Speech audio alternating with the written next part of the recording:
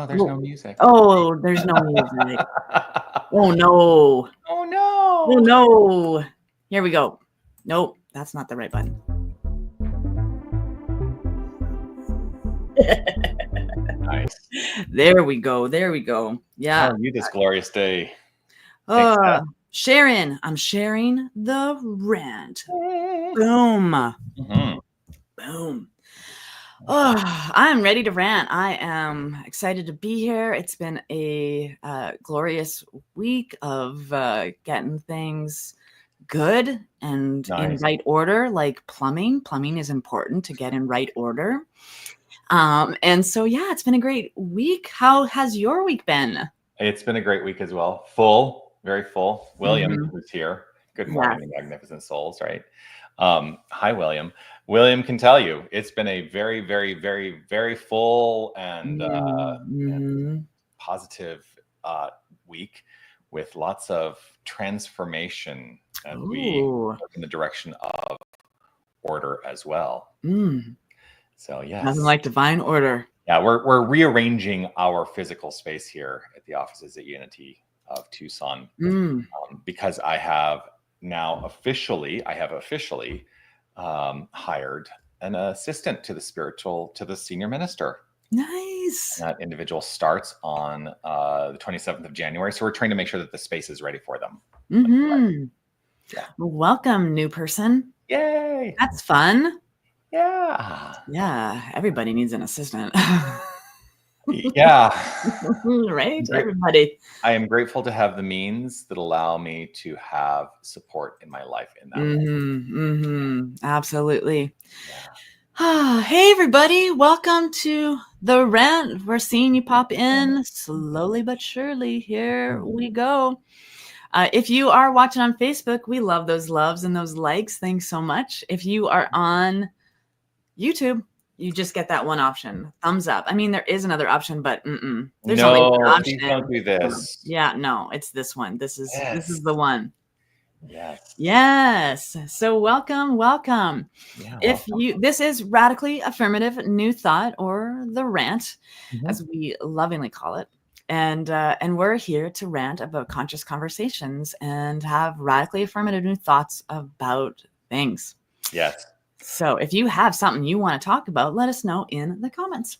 Oh, I got something. Oh, you do? Yeah. It's kind of, so for those of you who probably are aware, Steph and I usually have a chat before we go live. We talk for about a half hour before we actually go live with the rant. And we were talking about some events and experiences in our lives recently. And one of the things that came up for me as a result of that when we started the broadcast is I was thinking about my experience. And I'm going to speak, I can only ever really speak to my own experience, but my experience prior to the New Thought spiritual philosophy. And what I can say is that radically affirmative New Thought has allowed me to step into a frame of mind that is different, obviously, than it was before that. And here's what I know, I'm being very obtuse with it, right? I like to be obtuse and then try to step into clarity. But I spent so much of my life prior to the introduction of New Thought and the adoption of New Thought spiritual philosophy in my life. I spent so much of my life begging to be approved of and loved, and seeking that attention outside of myself, never realizing this is how the shift has unfolded in New Thought. What I realized through the adoption of New Thought spiritual philosophy is that there's only one person that I can truly count on to love me, and that's me. And that when I love myself, then I attract into my experiences those who reflect that self-love, and I can call those experiences with people love. That's what came up for me based on our conversation before we ever went live. Yeah, beautiful. Yeah. I think I've had such an epic life. For a lot of people, new people don't know my story. So, and because I've kind of moved away from it and just being in the practice. Yeah. But I was just reflecting this past week actually about, thank goodness. So chronic anxiety and depression for 2 decades of my life. And so I lived in a dark cloud. Eeyore was my best friend. Right. Oh, bother. Oh, bother. Like, life is just horrendous. And I have been homeless and poor and, all of those things. And it was, and so as I was reflecting that into my world, because I was homeless inside of myself, it was anxious and depressing inside of myself. And I reflected it and projected a lot of that stuff out into the world. And there's still that story about the Buddha that had been hidden in mud for the war, right? So there's always something golden inside, and we think, oh, we see this outer exterior presence of the self and go, oh my goodness, nobody can love me. I can't even love myself. But there are people, I was talking with this person this past week. I'm still here because there are people who saw the golden Buddha inside of me and not the crusty mud that was covering my soul. So I'm here because there are people who pushed through or chipped off. They got a chisel instead of closing the door on me, right? And because I behaved poorly. I knew how to manipulate. I knew how to get what I needed in that time through anxiety and depression. It was tools and weapons for me to do the best that I could at the time. And people seeing through that and sticking with me. Most of those people aren't in my life anymore, but for segments of it, they just chipped away at that mud in such a way that it could reveal itself to me for whatever next level I was moving towards. So like there's people who are on this planet today who don't even know they changed my life. They saved me from the alternative. Yeah. And so, but this teaching, like, thankfully, allows you to clean off the gold for yourself. Yeah. Right. To shine yourself up and learn that, it's all about remembering who you are and we're divine. Yeah. Yeah. You really do articulate beautifully the fundamental premise of the teaching, which is that if I go to the principles we teach, the first principle is really God is all there is. Yeah. And let's not get hung up on the word God, because many people have an idea of what God is, and you can call it whatever you want. They perceive it based on a past paradigm, and that paradigm may not be in alignment. Oh, my camera's going to do funny things now. Yep. Sorry. I have a new camera. I'm trying it out. Anyway.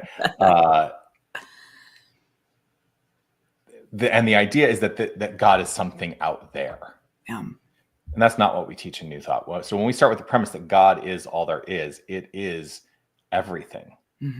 There is nothing separate from the infinite. There can't be, right? So, and I know, it's like, hey, I thought this was radically affirmative New Thought.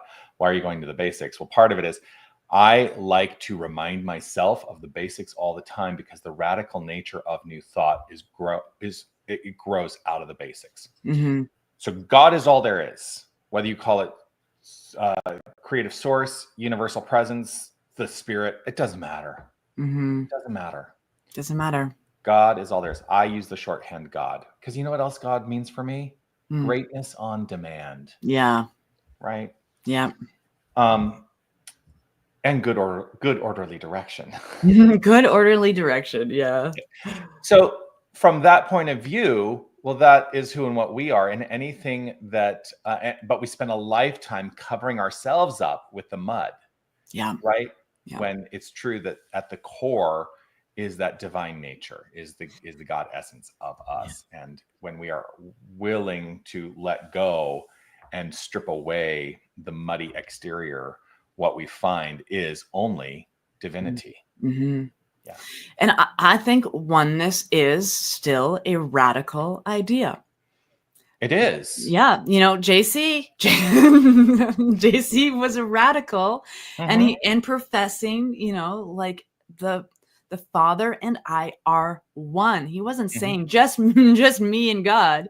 No. He was saying, like, if you want to pray like I pray, you have to feel how I feel, and I am the beloved. Yeah. And You therefore hit you are the such an beloved. important word there, though, Mm, because it's not about think what I think.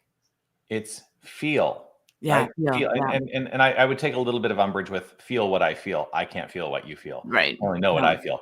But if we get in touch with what it is we feel, we Yeah. may find that it is our feelings that are primarily responsible for our relationship to the experience of our lives. Yeah. Yeah. The relationship to the experience of our lives is really purely all in the feeling tone, all in Mm-hmm.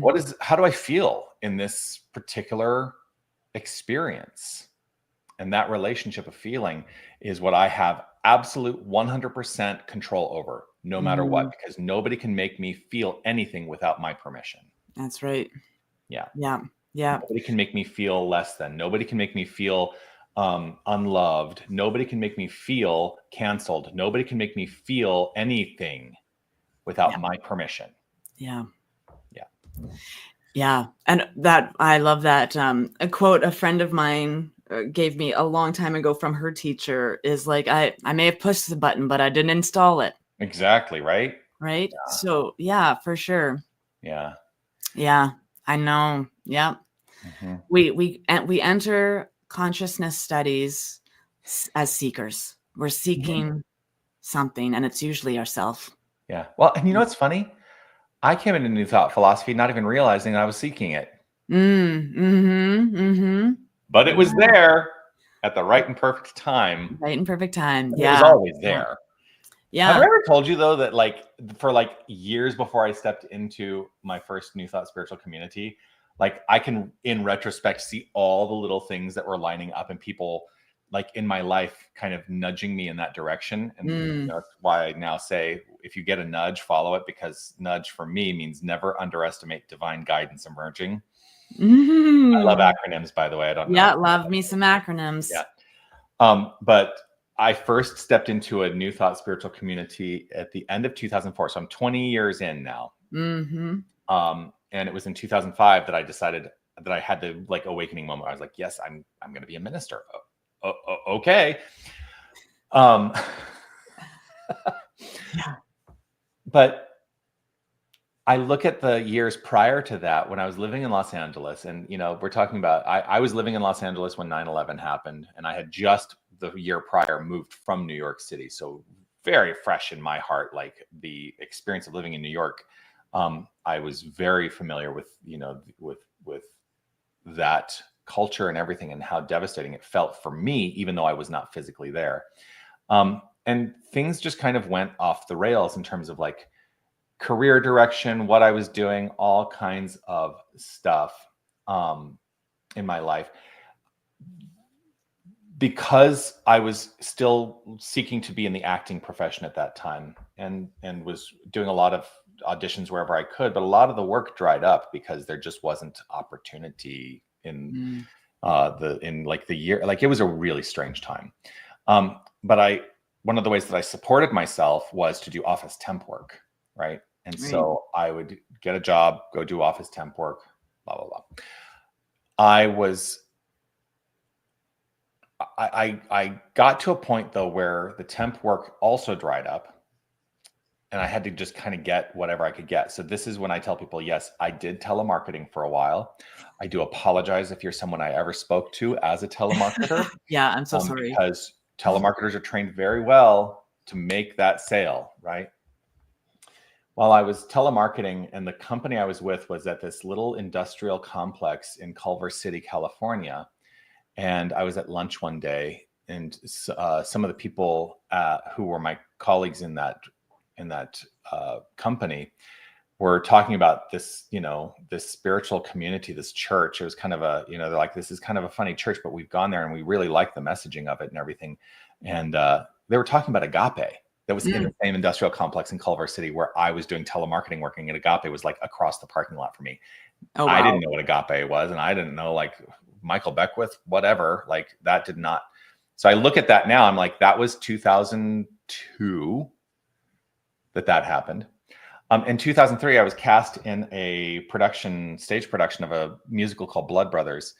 And there were a few people in the cast who got to know me, and they said, "Oh, we think you would like this spiritual community that we go to. They do a Sunday service and everything. And yeah, it's called the Religious Science. It's called the Los Angeles Church of Religious Science. We think you'd really like it." And I'm like, religious science? That sounds weird. I'm not ever getting involved in that.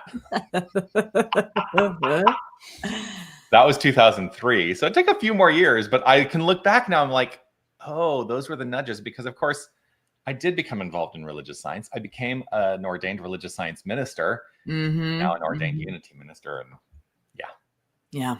Anyway, that was a long story to kind of say, what was I even saying?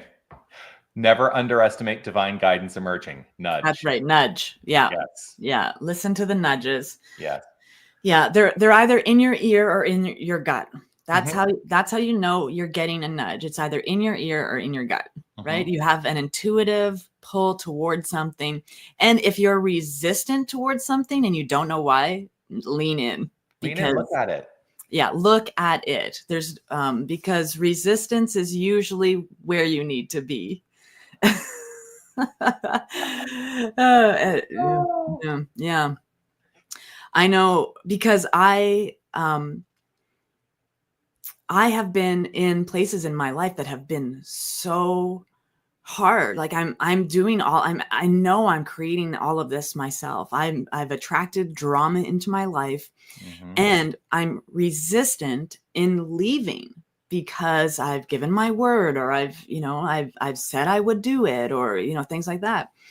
But was it Charles Fillmore or Raymond Charles Barker? I reserve the right to change my mind. Fillmore, yeah. So thankfully that lesson is sticking now. But I often have resisted leaving or change, and it's those things, leaving or making a change, would change everything. It would be a transformation. Yeah. So sometimes resistance it is your friend, and pay attention to it. Yeah. Yeah. It is a fundamental practice to reserve the right to change our minds. I mean, that is the whole thing. It's one of the principles on which New Thought is built. If we change our thinking, we change our life. Yeah. Yeah. Right. And just because you made a choice yesterday does not mean you need to make the same choice today. Right. Yeah. Like, life changes, things happen. And we as human beings, we often beat ourselves up for the smallest little things, thinking that they're huge, and they're not. Yeah. I wanted to do a podcast called The Mystic and the Molehill, because like that, under that premise of we grandulize ourselves so much that we make everything so big. And it, like, just change the toilet paper roll. Like, it's not a big deal. Right. It's not a big deal. Like, oh, someone put it on wrong. I'm going to be upset about this all day long, when I can go plink, plink, right? It's that easy. And we make stories so big in our minds, when it's really just put the toilet seat down. One of the things you make me think also about, one of the lessons that my spouse has helped me into understanding, and this is now, we've been together for over 10 years. We've been married for over 8 years, which sometimes in my brain I'm like, wow, it's been over 8 years. But when one of the lessons that we worked on and learned together, and I will give him equal credit in this, is that when we found ourselves in states of conflict, our choice was to step back and not try to manipulate or coerce or change the other person to align with our frame of mind. But one of the ways we articulate that is we give each other freedom and flexibility to say what needs to be said. And if something needs to be said that might be taken in a challenging way, what I always say is, I would like to be able to say this, but I don't intend for you to own my feelings in this. This is for me to resolve, but I want to articulate it. This is where I am. This is how I'm feeling. But you don't need to adjust your behavior or yourself in order for me to do the work I need to do on myself. Yes. And I'm telling you, that has shifted the tone of our relationship so magnificently that what ultimately has unfolded is we're rarely in conflict with one another. I mean, little things pop up here and there that are frustrations, but it's not like we're in conflict and, fighting each other on things anymore, because we own our stuff. Yeah. We own our own stuff. Yeah. It's wonderful to have an emotionally intelligent relationship. Yes. Right. Lord knows I've had plenty that were not. Well, my wife, this is lucky number 13. So I had 12 relationships that I don't need to ever go back to. But this one stuck, and it's for similar reasons. Like if we were in struggle at the beginning, we were able to shift it. We took leaving off the table because that's some baggage that we brought in, right? Would just leave. But we want a healthy, loving relationship, and taking in the 4 agreements: be impeccable with your word, don't take things personally.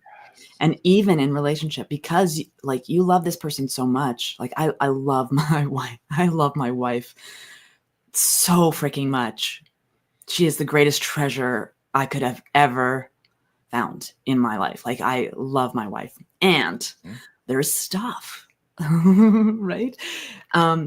So what we found in early on in the relationship, after taking leaving off the table, because what we want is to be in a healthy, loving relationship with one another, we created the love seat.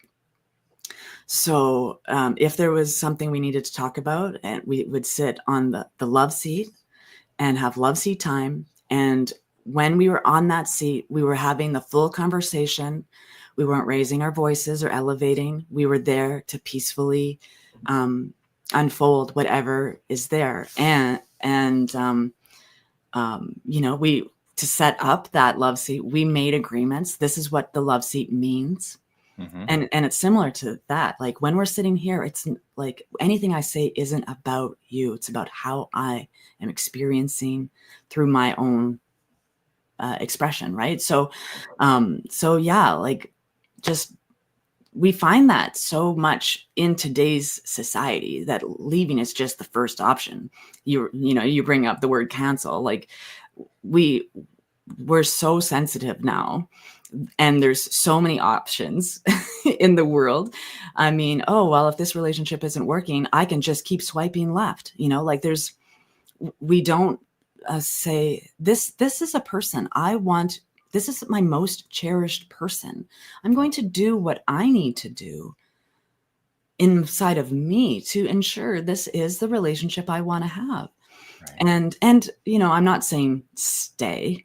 If you're in a relationship where you're not safe, then that's not what I'm saying. I'm saying that it's often our own perceptions and not on the other person. Can we just accept lovingly and unconditionally and radically love our partners so that we, leaving isn't an option for anyone, because we're doing our work together. Right. Being in relationship is a group activity. Yeah. Well, and the path towards that kind of experience of love with another person, I'm going to go back to, starts with we have to know who we are, and we have to love who we are. Yeah. Does that mean we have to accept every aspect of our beingness and the way that it's expressing it? No, we have the capacity to change our behavior if it is not in alignment with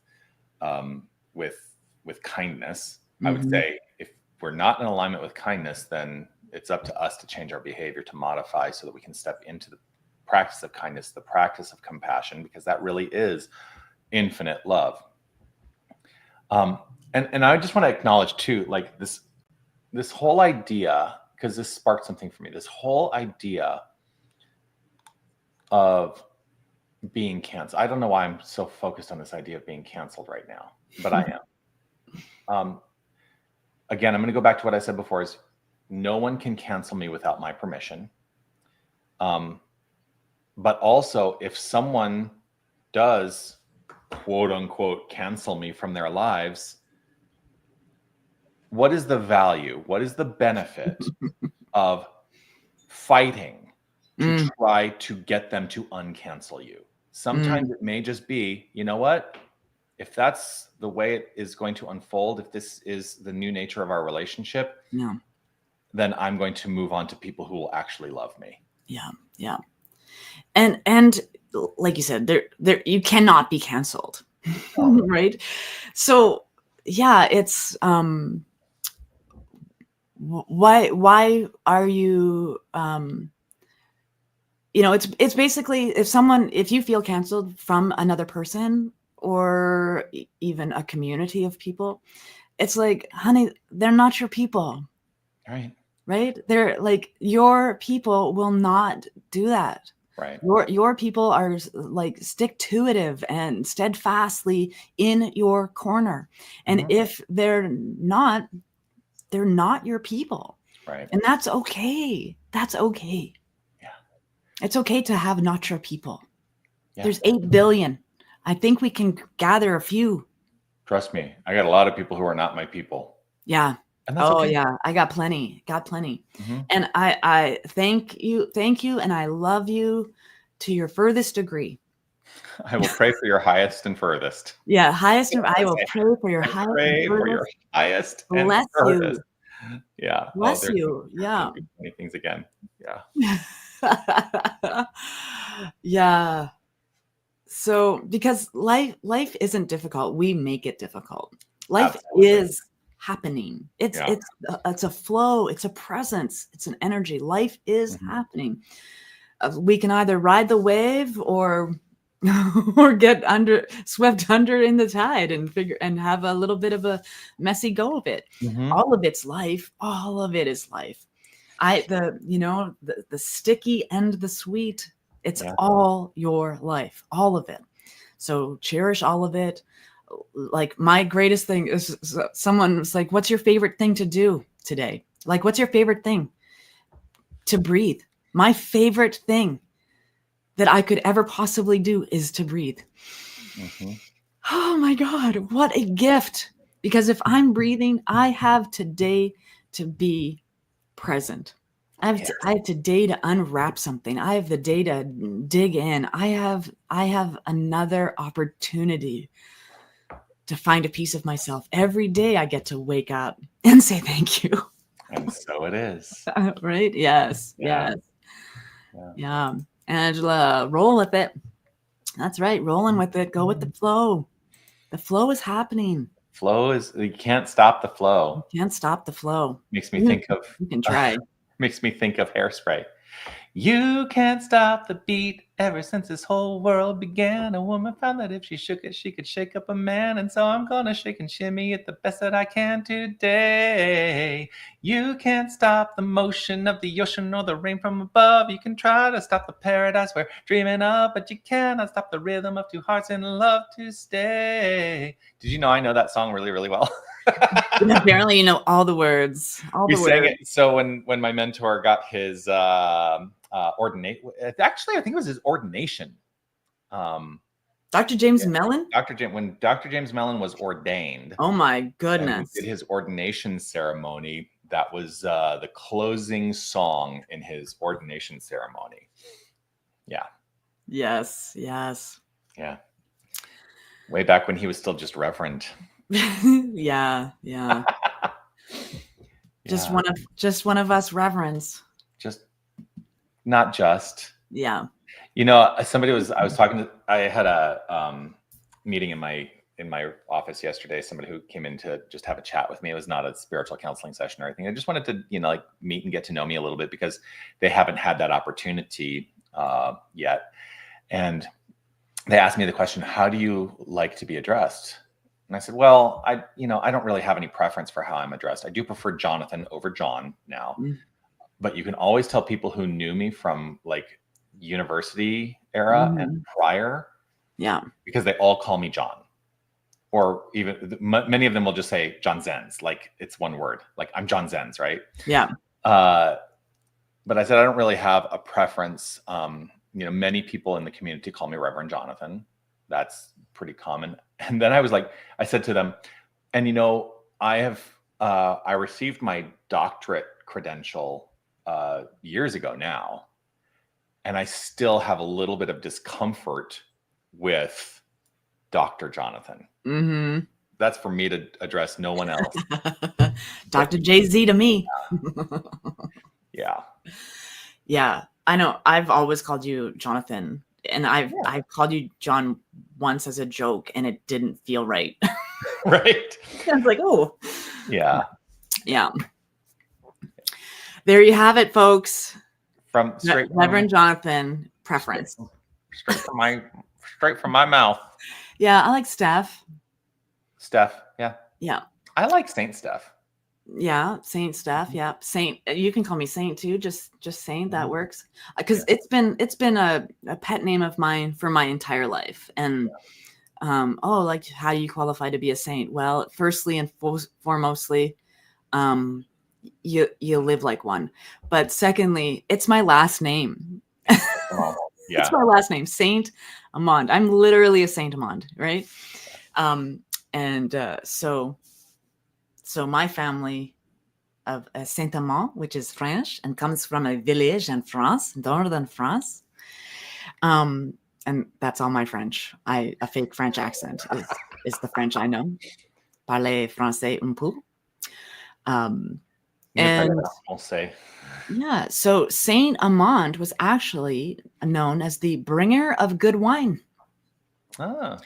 And so ironically, or coincidentally, there's been a lot of alcoholism in my family. And that's not a laughing matter, but we're all working through it. We're all working through it. The way you framed that, it was unexpected. That's what made me laugh. I know. Laughing at me. Yeah.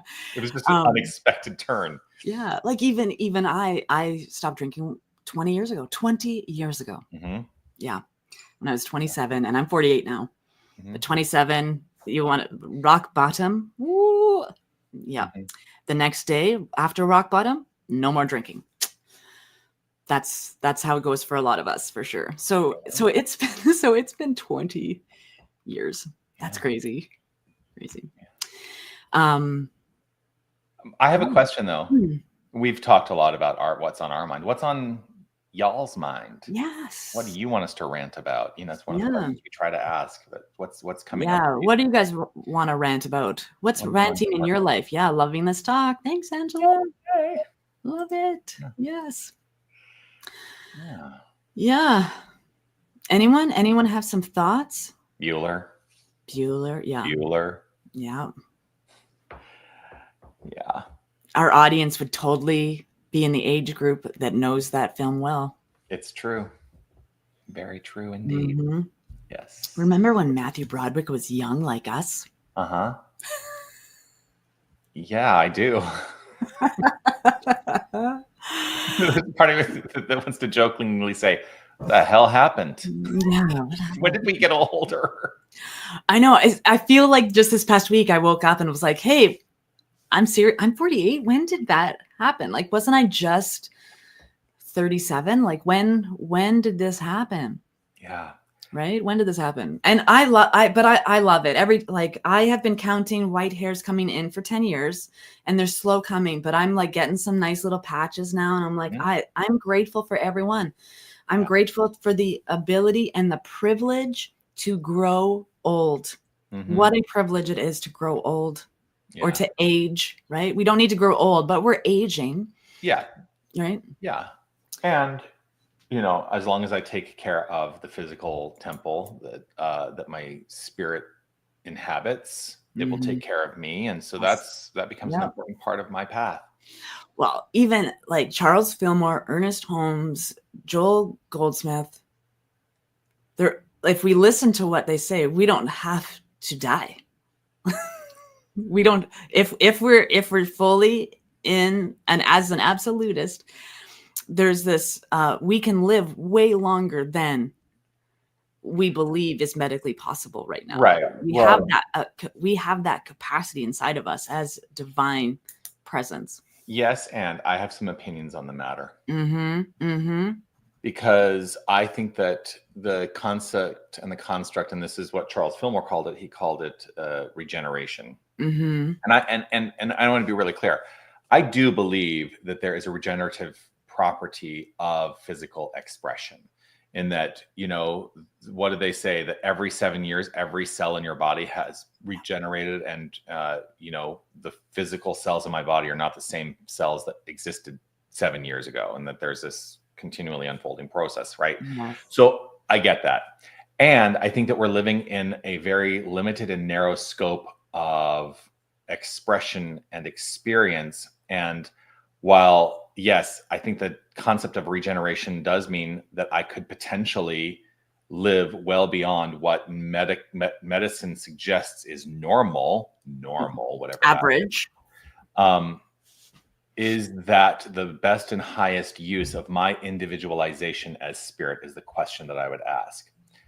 Because it might not be, because I don't know what I don't know. What I do hold firm in is this: my beingness, my individualization will never cease to be, because it is an aspect or a facet of the internal infinite nature of the divine, which I can never be separate from it. And since its nature is infinite, my nature is infinite. And so even if I'm not expressing on this plane of action, it doesn't mean that I cease to be. Absolutely. And so regeneration, for me, the notion of regeneration and the way that they were teaching it 100 years ago, and we're talking, it was 100 years ago, I think is too limited, personally. Yeah.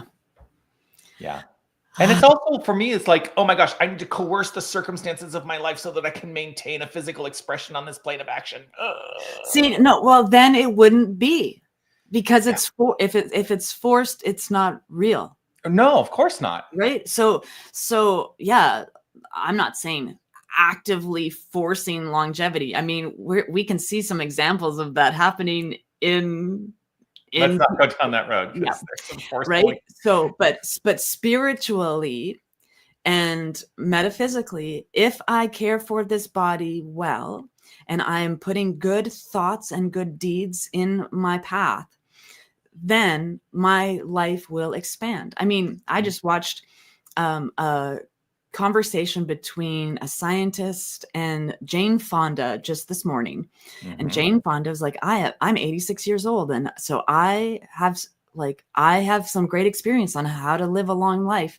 And this scientist, this doctor, is, which I didn't get the name for, but I saved it, is saying how to add 7.5 years more to your life. And you know what the first step is? Think more positive thoughts. Yeah. That's if you want a longer life, you've got to think more positively. Well, people always marvel at the seeming youthful visage, and I'm going to talk about the physical expression, the seeming youthful visage that seems to be shared by so many people in the New Thought philosophy. And often people are surprised at someone's physical age. In the New Thought philosophy, we all look young. We all look younger than our years, right? What the expectation is of what we should look like.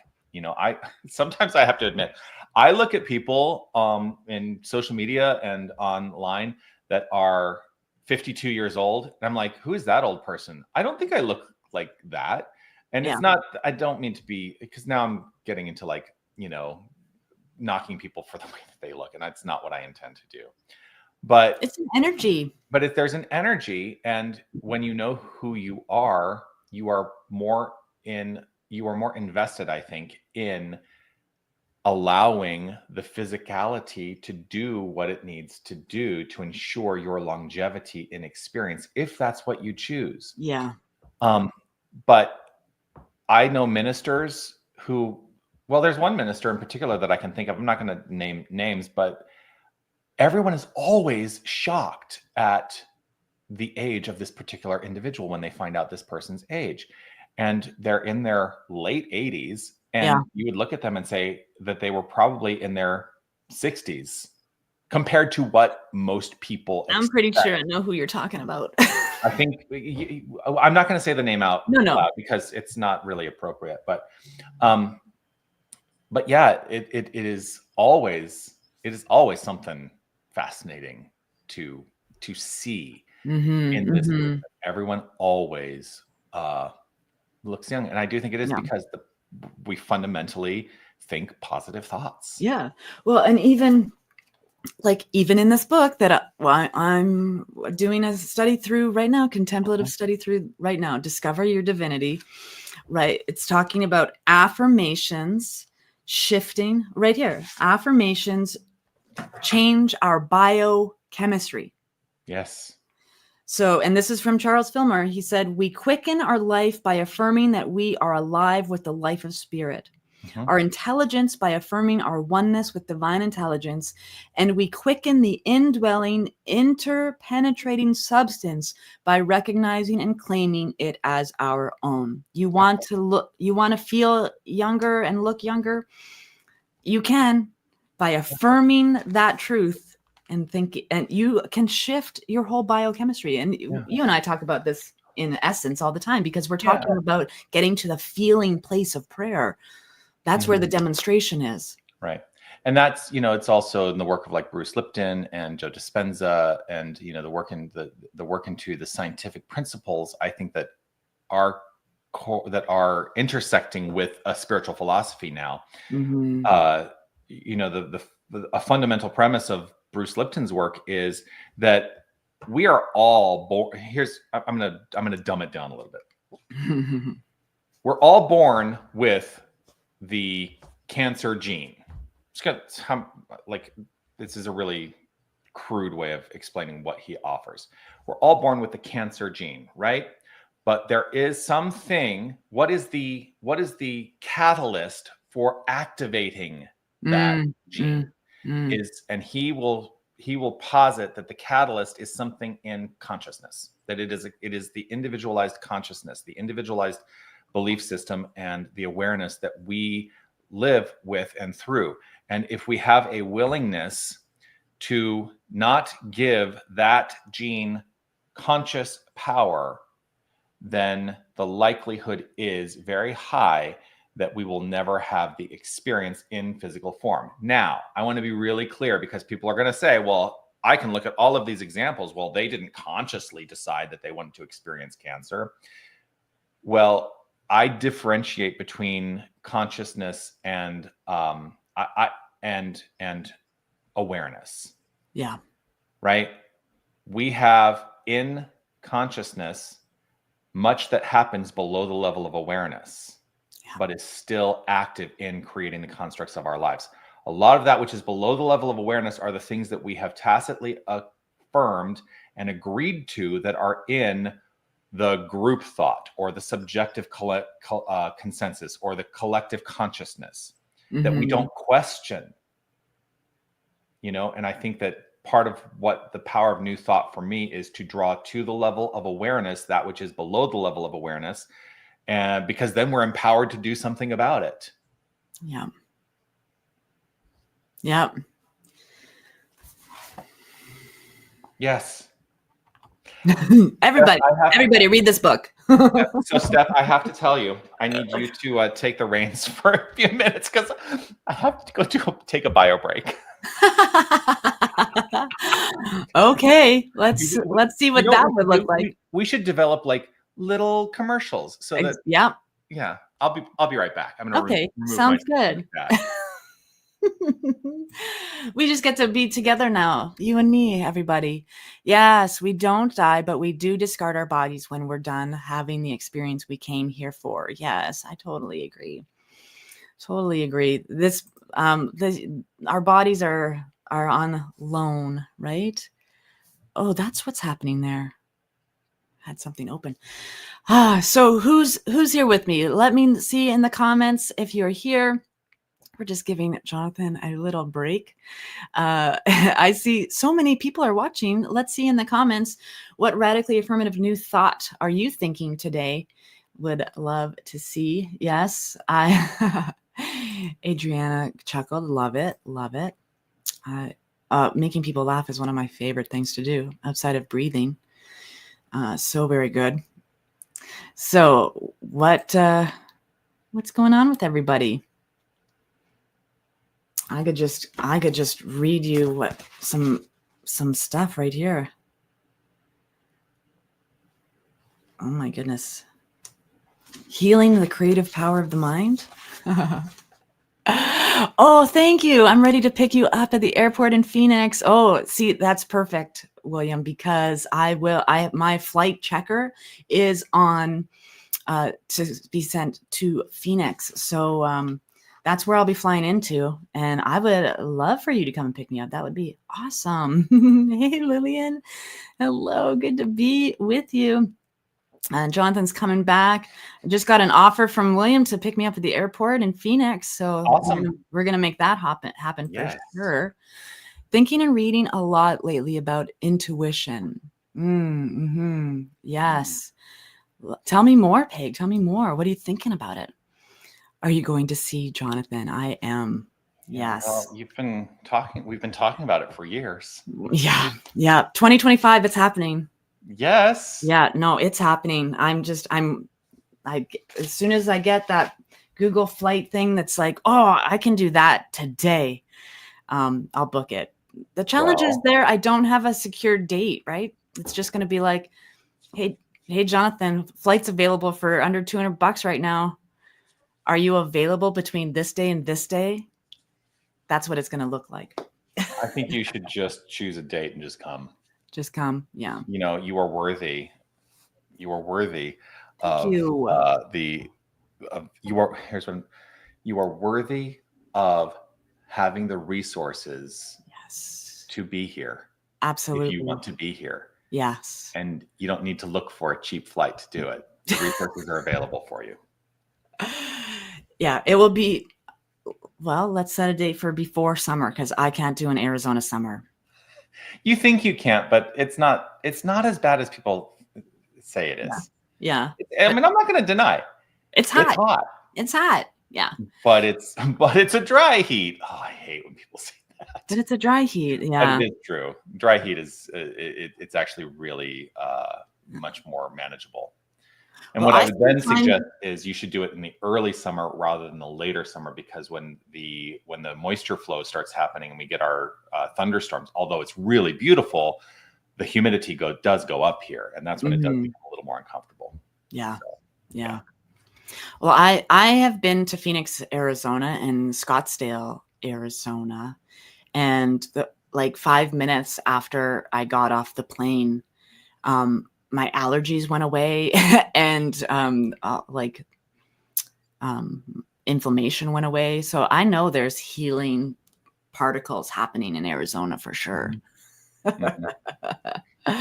Yeah. Yeah. Yeah. And I know you can say a lot about that. Since you have experienced Phoenix, Tucson tends to be cooler than Phoenix. Oh, nice.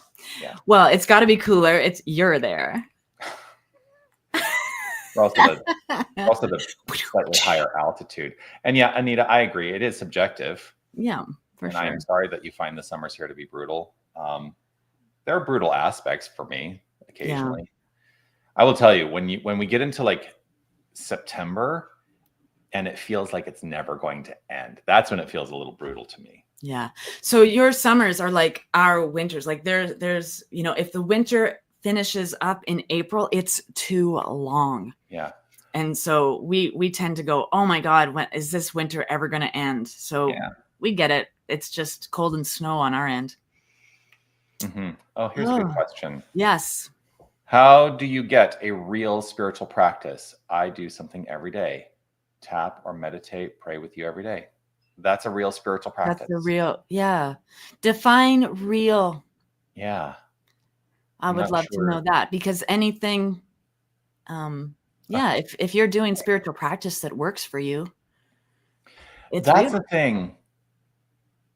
If you're giving it lip service and it's not doing anything in your life, move to something else. Find something else that does work. I always say, we teach a form of prayer. We teach a structured form of prayer.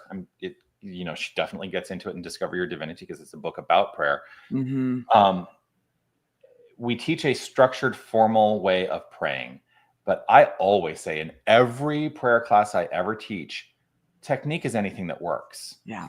And so this is a technique, but I don't think it is the only technique. And I always encourage people, find what works for you. Yeah. That's the important thing for me. Yeah. If you're engaged in a practice and you don't feel it, find what you feel. What can you step into that is addressing the outflow of your life in a feeling tone?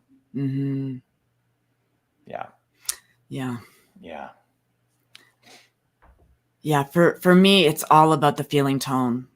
And that's one thing, one thing about Science of Mind that drew me in to keep going was because it was literally changing that personal biochemistry and that personal accountability and responsibility, and taking that in to myself. When I was praying outwardly to an external something, and then that's it not being fulfilled in my life, then we also start blaming, right? Oh, God is forgetting me. God can never forget you. I've disappointed God. You can never disappoint God. So there's, for me, the praying of an external thing, beseeching or begging for something, just that never felt right. So turning inwards to affirmations and meditation. I mean, I don't know if I've shared this, but my beginner meditation practice, because my mind, I had described it. I now know a lot of people call it ADHD, but what my mind was doing when I first found this teaching was a monkey juggling hamsters on a unicycle. That's what I would describe it as. And so my first meditation practice was a timer on my phone. It would remind me, and I would push myself back from my chair, from my computer, and sit quietly with my eyes closed for 30 seconds. I could make it 30 seconds. And now the longest I've meditated is 6 hours. So it takes practice. And if there was nothing fulfilling me in that practice, I would move on. I'm that kind of person. Absolutely. Yeah. Oh, this is great. I guess I'm looking for passion in my practice. Oh, I love that. Yeah. I think the thing that I would ask with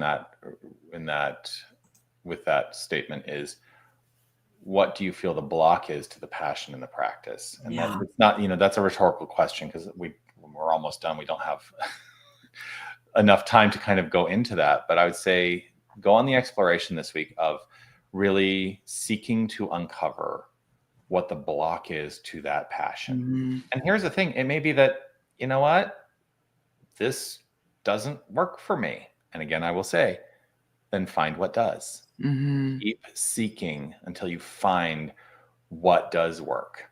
And remember that the passion is not derived from the practice.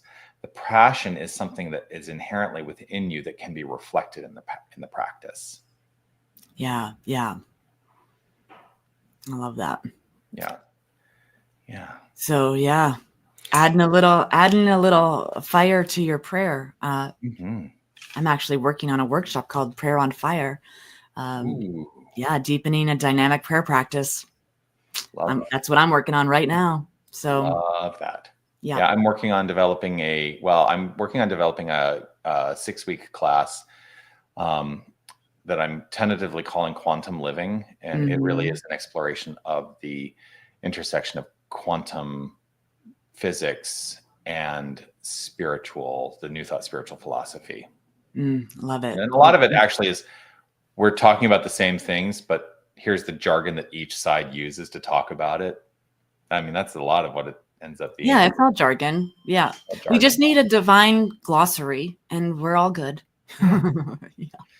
Yeah. And for folks, like to plug that class, I just signed up. I'm in, no matter, like the doors aren't open, registration isn't open, but I am taking that class with Dr. Jonathan for sure. You have informed me of your intention to be there. Yes. It'll probably be in March that I start teaching. That's going to be on Saturday mornings. Yeah. Yeah. That's perfect for me. Coffee's going to be ready. Going to be, yeah, got all the time in the world. Saturdays. It's going to be great. Yay. Okay, beloveds, we've made it to the end of this week's rant. I hope that you have found a radically affirmative new thought for yourself. And we so appreciate you engaging in this experience, this conversation. And as always, if you have something you want a radically affirmative new thought about, hey, we don't have our emails like we usually do.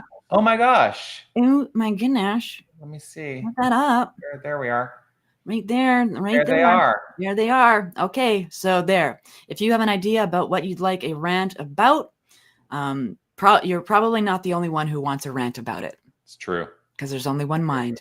Yeah. So let us know. You can email us and whatnot. Before we log off, though, I do want to address this one comment that just came through from Lily. And I think I'm used to service to others until now. I'm trying to service myself is extremely difficult. Here's what I will always remind people of. The very notion you cannot fill from an empty cup. And so it is imperative that you address your own needs first and foremost. That actually empowers you with the capacity to be of service to others. So perhaps consider that this week, Lillian, and we can circle back around to this when we gather again next week. I think it's a great topic. I think it's a great topic. And it's still fresh for me. Like I have just had one of those conscious conclusions in my life where I was serving others from an empty cup. Yeah. And so just some little shifts can change everything in that capacity and let the floodgates open to a good life. Yeah. So, yes. Thank you. All right, my beloved. Love you. Love all of you. Thanks for being here. And we'll see you next week on The Rant. Peace and blessings. Bye.